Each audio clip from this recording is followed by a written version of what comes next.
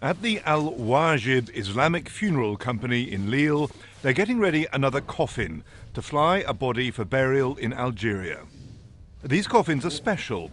Airlines require an air filter, and the window is so that on arrival, relatives can be sure the person is the one they've come to mourn.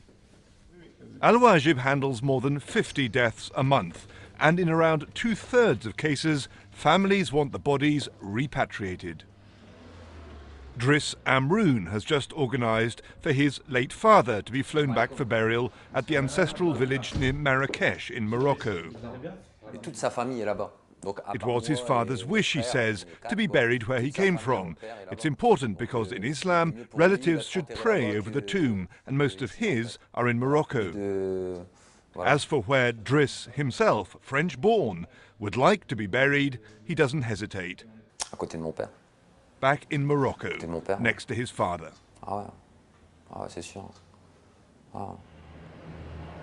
Every year, thousands of bodies of Muslims who've died in France are being flown to North Africa. On practically every flight, there's a coffin, a strange reverse migration of the dead.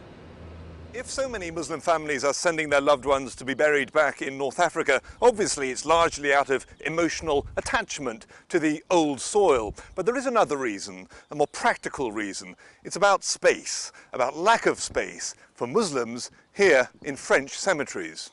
Here at the town cemetery in Amiens, there is a section for Muslims, graves turned towards Mecca. But such plots are tolerated rather than authorized. France's strict secular rules frown on any intrusion by faith into the public sphere.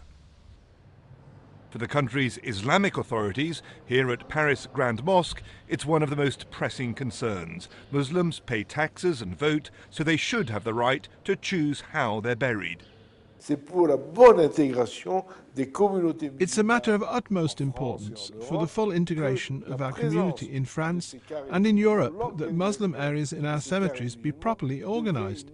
It's a necessity, ever more urgent, that Muslims should be able to be buried here, decently. When all Muslims choose to rest when they die in the soil of France, that'll perhaps be when the process of integration is complete. But that day is some way off. For now, the coffins make their long final journey to the old home. Hugh Schofield, BBC News, Paris.